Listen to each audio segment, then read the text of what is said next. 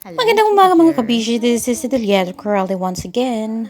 Sa video ito guys, sinama ko nga anak ko sa aking trabaho. Akala nyo ba hindi ako nagtatrabaho? Siyempre, nagtatrabaho tayo para na may panggastos tayo.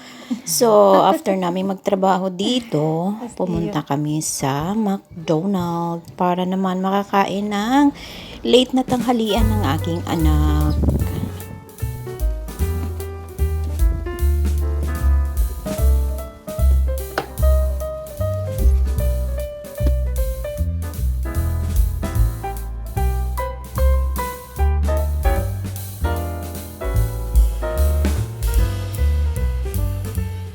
Lexi.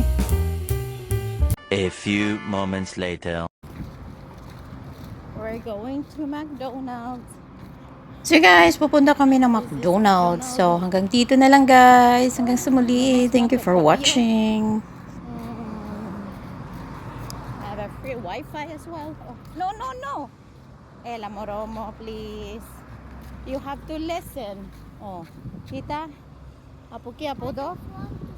Agapi mo, diginite sa po, diginite.